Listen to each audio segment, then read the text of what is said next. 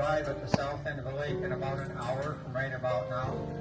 About an hour we'll arrive at the south end at the ranger station, and we'll be there for about 25 or 30 minutes. We want to pass along that there are full washing facilities at the ranger station, no washing facility aboard the boat. So you have about an hour till full washing stop again at the ranger station itself. Thanks for doing that. And as you come aboard, we would like you to find a seat either on this upper deck or below. And there are stairs at the front of the boat and the back between the two decks. So as you board. And our favorite spot on the boat is on the lower deck, all the way to the back. It's open and covered in that particular area, the fantail area. You know, some of the sunshine is kind of a nice spot. Any spot on the boat is kind of a nice place to enjoy the cruise this afternoon. So please find a seat before departures. And I think that's all. We will collect your tickets, and if you should have any questions as you make your way down, please do ask. Your crew is here. And also, we will be scanning.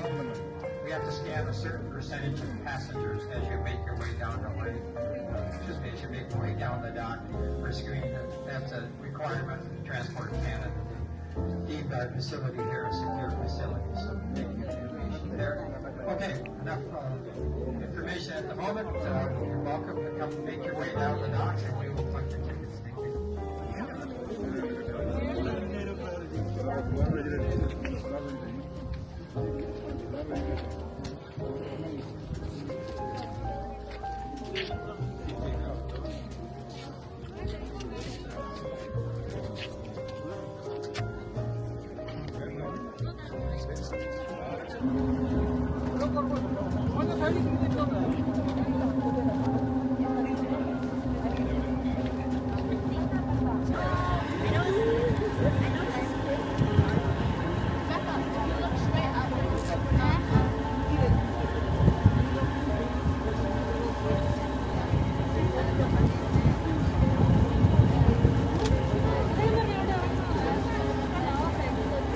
Welcome aboard today, everybody. How are you all doing?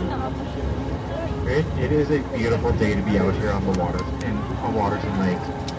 If anybody is new to the area, as I assume most people are, this is an incredibly calm day. Most days we have at least white cap waves with 3-foot swells, and it's not weird to get 6-foot waves on this lake, so this is a very nice day out here. But now we are rounding out short 6-inch jet black horns.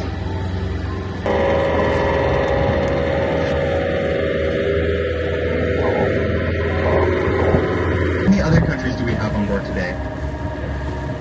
We got some people from India. Welcome, welcome. Any other countries on board? Nigeria, welcome. Philippines? Welcome, so thank you. Also now, as we continue down into Glacier National Park, we're getting some views of some absolutely beautiful peaks. Up to the right-hand side of the lake, down the lake a little bit, you'll see the Citadel Peaks of Porcupine Ridge. I don't think that mountain needs to be pointed out too much. The mountain has had many names over time. When I was a kid, I called it T-Rex Mountain because it looks like a T-Rex took a bite out of the top of it.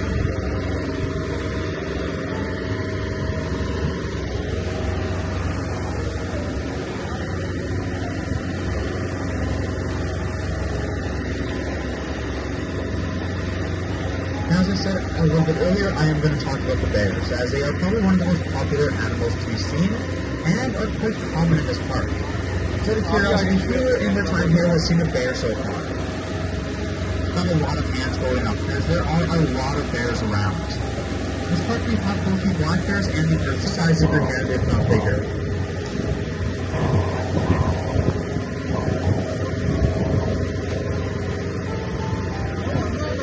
Now something weird about these bears in this park is that they're actually 90% vegetarian.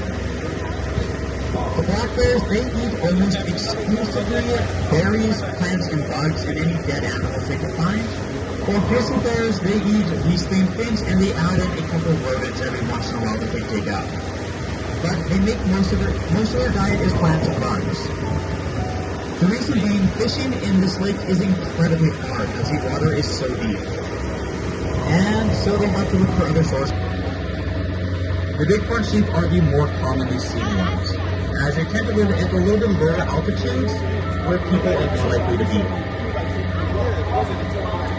The bighorn sheep, they have very distinctive ram horns on the males, big spiraling horns, and the females have shorter 6-inch gray horns. And both keep a gray coat all year long. If you come here in the summertime or in the wintertime,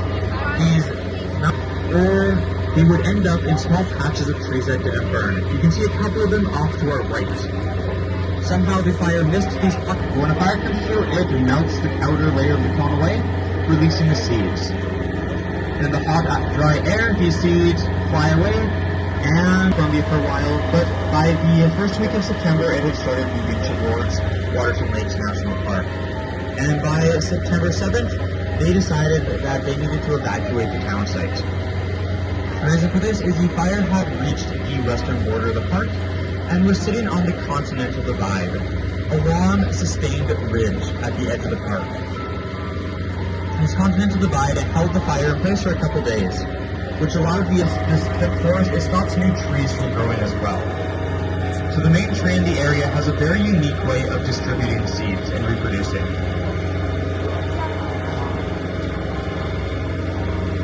Also, before I keep talking about the fire, off to our right, we have a view of how much they could do around about the forest in the park. Thankfully, the next day, September 12th, the winds changed direction, bringing a rainstorm in from the north. This north wind blew the fire back onto itself and also brought the rainstorm that helped put the fire out. Although in the short time the fire was in the park, about 70% of the total forested areas and 50% of the entire park burnt. So an incredibly destructive fire in just one night.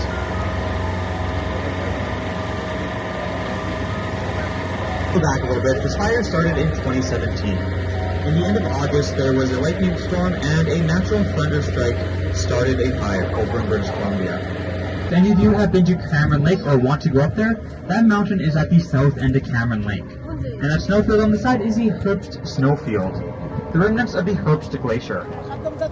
Glaciers is what carved out these valleys. And during the last ice age, about 10,000 years ago, huge sheets of snow and ice filled up these mountains, so thick only the highest peaks were.